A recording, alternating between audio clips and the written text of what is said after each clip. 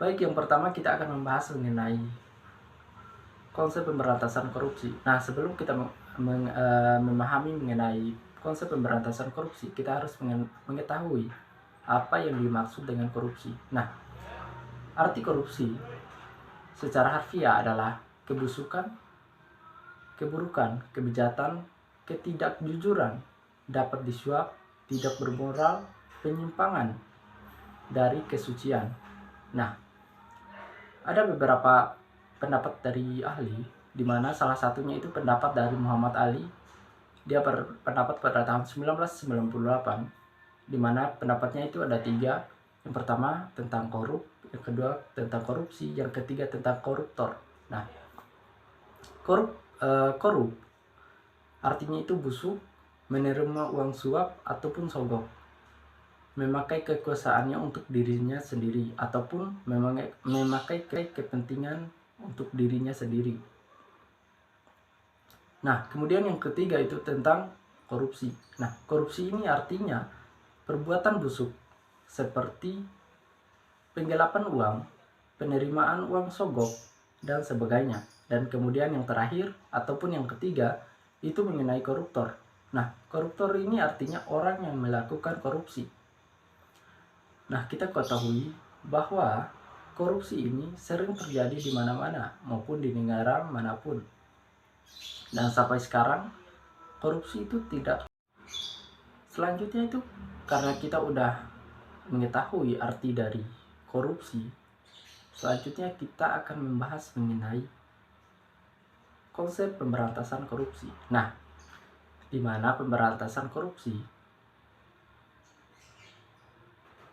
ada yang menyatakan bahwa korupsi itu ibarat penyakit kanker ganas yang sifatnya itu tidak hanya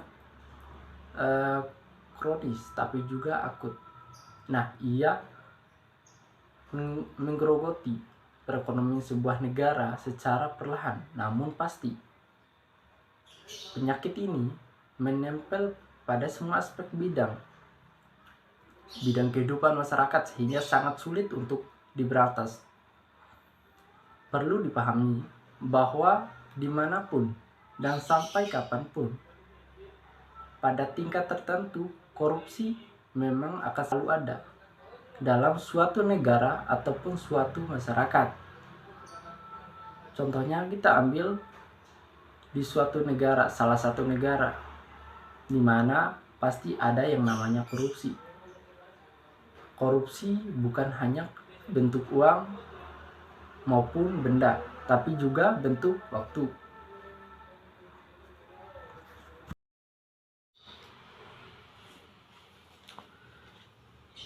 Baik, yang kedua itu kita akan membahas mengenai upaya penanggulangan korupsi terhadap hukum pidana. Nah, di sini kebijakan penanggulangan tindak pidana korupsi dilakukan dengan menggunakan dua pendekatan. Antara lain itu pendekatan penal dan pendekatan non penal. Nah, di sini pendekatan non penal yang dimaksud adalah penggunaan hukum perdata dalam kondisi perbuatan tersebut tidak memiliki cukup bukti untuk dilakukan penuntutan secara pidana dan dalam hal terdakwa meninggal dunia. Nah, sedangkan kebijakan untuk penggunaan pidana sendiri dalam memberantas tindakan pidana korupsi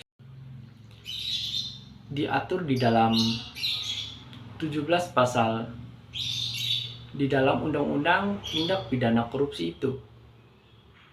Nah, di dalam Undang-Undang Nomor 31 Tahun 1999 tentang Pemberantasan Tindak Pidana Korupsi, Undang-Undang Nomor 20 Tahun 2021 tentang perubahan atas Undang-Undang Nomor 31 Tahun 1999 tentang pemberantasan tindakan pidana korupsi, subjek hukum yang dapat dipidana terkait dengan pidana korupsi antara lain orang perorangan dan atau koperasi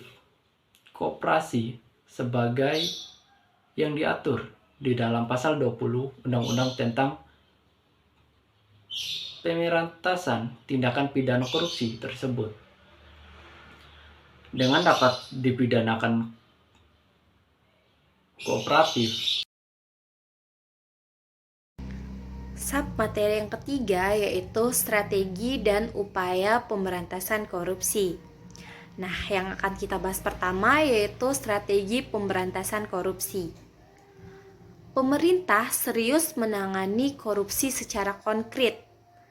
Salah satu implementasinya adalah terbitnya Instruksi Presiden atau Inpres 17/2011 tentang aksi pencegahan dan pemberantasan korupsi tahun 2012. Nah, Inpres ini merupakan lanjutan dari Inpres nomor 9 tahun 2011 tentang aksi pencegahan dan pemberantasan korupsi. Dalam dua Inpres ini, pemerintah mengimplementasikan 6 strategi sesuai dengan rekomendasi dari United Nations Convention Against Corruption.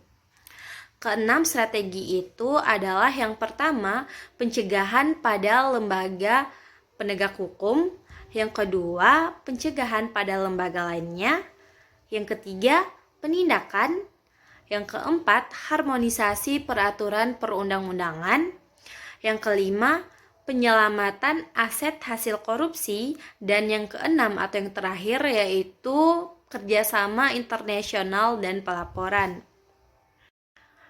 Di sini juga ada beberapa agenda dari KPK yang dimana KPK ini merupakan lembaga independen untuk memberantas korupsi yang ada di Indonesia.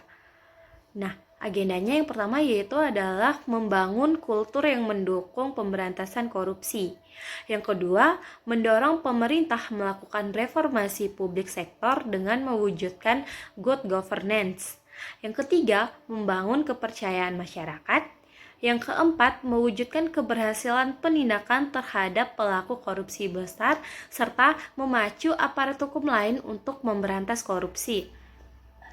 Nah, selanjutnya yang akan kita bahas yaitu upaya pemberantasan korupsi, yang dimana ada beberapa upaya yang dapat ditempuh dalam memberantas tindak korupsi yang ada di Indonesia.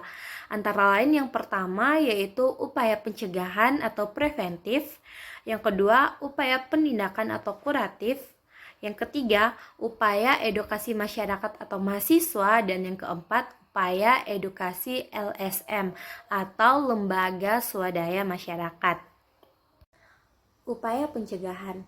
Nah, di sini ada beberapa upaya yang dapat kita lakukan. Yang pertama yaitu menanamkan semangat nasional yang positif dengan mengutamakan pengabdian pada bangsa dan negara melalui pendidikan formal, informal, dan agama. Yang kedua, melakukan penerimaan pegawai berdasarkan prinsip keterampilan teknis. Yang ketiga, para pejabat dihimbau untuk mematuhi pola hidup sederhana dan memiliki tanggung jawab yang tinggi. Yang keempat, para pegawai selalu diusahakan kesejahteraannya yang memadai dan ada jaminan masa tua. Yang kelima, menciptakan aparatur pemerintah yang jujur dan disiplin kerja tinggi. Selanjutnya, upaya penindakan atau kuratif. Upaya penindakan atau kuratif ini merupakan upaya yang dilakukan kepada mereka yang terbukti melanggar dengan diberikan peringatan, dilakukan pemecatan tidak terhormat, dan dihukum pidana. Ada beberapa contoh penindakan yang telah dilakukan oleh KPK. Yang pertama yaitu menahan Konsul Jenderal RI di Johor Bahru, Malaysia. Ia diduga melakukan pungutan liar terhadap pengurusan dokumen keimigrasian. Yang kedua, dugaan korupsi dalam proyek program pengadaan busway dari Pemda Jakarta tahun 2004. Nah, ada juga dugaan penyalahgunaan jabatan dalam pembelian tanah yang merugikan keuangan negara sebesar 10 miliar rupiah. Selanjutnya yaitu ada upaya edukasi masyarakat atau mahasiswa. Nah, ada beberapa upaya yang dapat dilakukan, yaitu yang pertama, memiliki tanggung jawab guna melakukan partisipasi politik dan kontrol sosial terkait dengan kepentingan publik. Yang kedua, tidak bersikap apatis atau acuh tak acuh. Yang ketiga, melakukan kontrol sosial pada setiap kebijakan, mulai dari pemerintah desa hingga ke tingkat pusat atau nasional. Yang keempat, membentuk wawasan seluas-luasnya pemahaman tentang penyelenggaraan pemerintahan negara dan aspek-aspek hukumnya.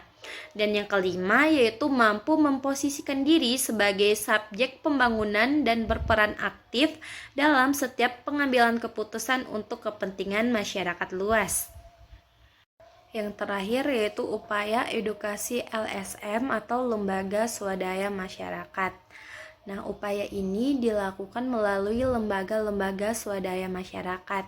Contohnya yaitu Indonesian Corruption Watch atau ICW. ICW ini merupakan organisasi non-pemerintah yang mengawasi dan melaporkan kepada publik mengenai korupsi yang ada di Indonesia ini. Dan ICW juga terdiri dari sekumpulan orang yang memiliki komitmen untuk memberantas korupsi melalui usaha pemberdayaan rakyat untuk terlibat melawan praktik korupsi. ICW ini lahir di Jakarta pada tanggal 21 Juni 1998 di tengah-tengah gerakan reformasi yang menghendaki pemerintah pasca Soeharto yang bebas korupsi.